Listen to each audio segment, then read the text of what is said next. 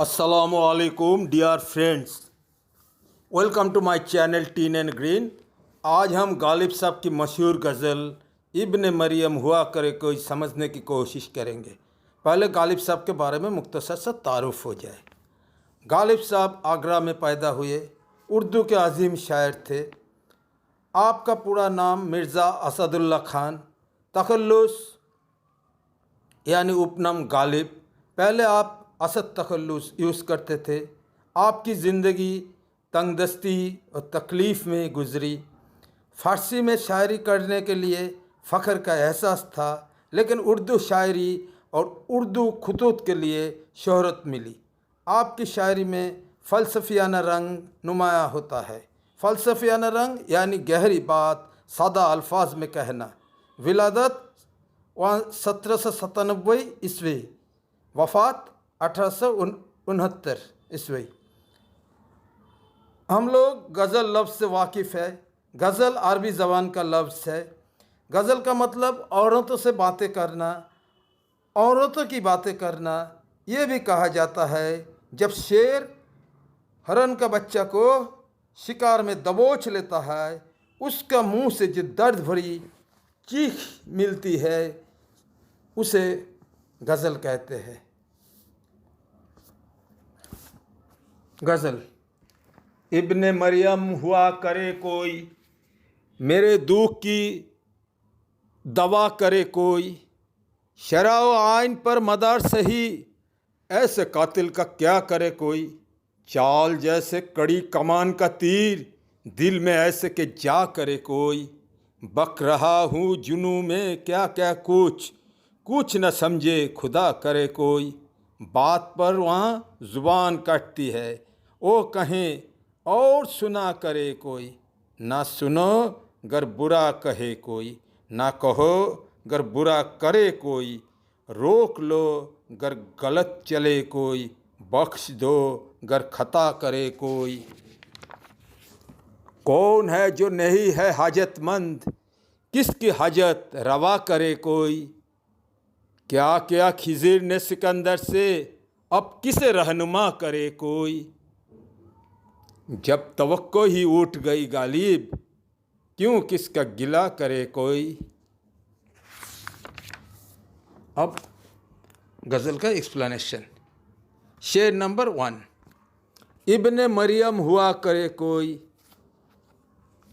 मेरे दुख की दवा करे कोई। इब्ने मरियम हज़रत मरियम का बेटा हज़रत ईसा, अंग्रेज़ी में जीसस क्राइस्ट कहा जाता है। हज़रत ईसा अलैहिस्सलाम पैगंबर थे। अल्लाह ताला पैगंबरों को मुअज़्ज़ा की सलाहियत से नवाजा। लिहाजा ईसा अलैहिस्सलाम मुर्दा को छूते तो ज़िंदा हो जाता था। कोढ़ियों को जिस्म पर हाथ लगाकर शिफा देते थे, मतलब लेप्रोसी पेशेंट क्योर हो जाता था। शायर का कहना है, मैं तो दर्द में मुब्तला हूँ, काश इस दौर में कोई आके मुझे दर्द से निजात दे तो मैं उसे मसीहा तस्लीम करूँगा।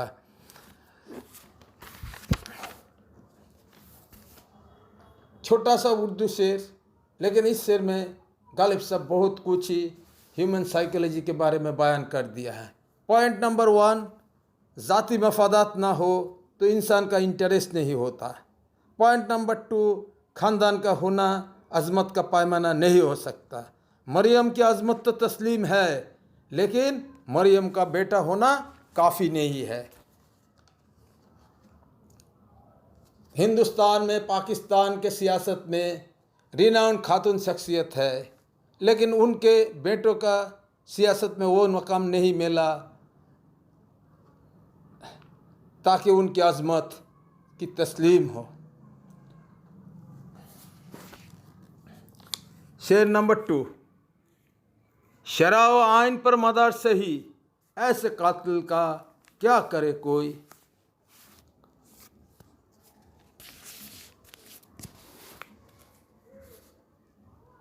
शरीयत और कानून दोनों में कातिल की सज़ा का प्रावधान है, लेकिन ऐसा महबूब को क्या किया जाए जो बग़ैर तलवार कत्ल करते हैं।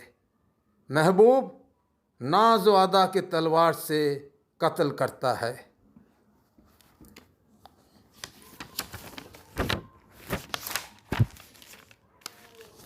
शेर नंबर 3, चाल जैसे कड़ी कमान का तीर, दिल में ऐसे के जा करे कोई। जा मीन्स जगह। महबूब की चाल कड़ी कमान का तीर के माफिक है। उसकी बेनियाजी शायर का दिल पे चोट करती है। ऐसे महबूब के दिल में जगह पैदा करना बेहद मुश्किल है। कोई कामयाब हो, कोई महबूब के दिल में जगह पता पैदा करे, मैं तो देखूं। शेर नंबर 4, बक रहा हूँ जुनू में क्या क्या कुछ न समझे खुदा करे कोई। जुनून का मतलब होता है दीवानगी। आशिक इश्क में बेखुद होकर अपने आप से बात करता है, गोया महबूब उसके पास ही मौजूद है। आपने ऐसे हालात का गवाह है। कोई तालिब इल्म रास्ते में अकेला ज़बानी याद करता रहता है। फ़नकार अकेले में किरदार में खो जाता है, रिहर्सल देते हैं। आम लोग सोचते हैं बकवास है। गालिब साहब बक रहा हूँ इस्तेमाल किया। खुदा करे आम लोग बकवास ही समझे, शायर इश्क में दीवाना ये समझ ना पाए। इश्क का राज फाश ना हो, महबूब रुसवा ना हो। इश्क का राज फाश हो तो महबूब की शर्मिंदगी होगी।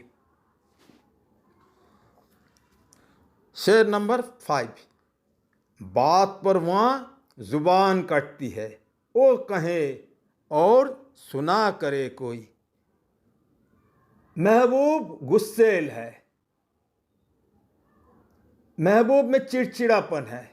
उसके सामने बात करना तो दरकिनार, मुंह खुलने से जुबान काट दी जाती है, यानी बात करने की इजाज़त नहीं है। जुबान काटती है से महबूब का संग दिलाना रवैया नुमाया होता है। महबूब चाहता है वो कोसता रहे, जो खामोश होकर सुनना पड़ेगा। कोई रद्द अमल रिएक्शन एक्सेप्टेबल नहीं।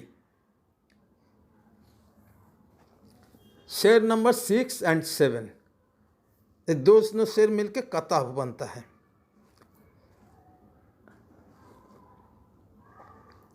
ना सुनो गर बुरा कहे कोई, ना कहो गर बुरा करे कोई। रोक लो गर गलत चले कोई, बख्श दो गर खता करे कोई। नसीहत आमोज शेर है। अगर कोई बुरी बात कहे तो आंसू कर दें। कोई गलत रास्ते पे चले तो रोकना होगा। किसी का कोई खता यानी कसूर हो जाए तो उसे बख्श देना चाहिए।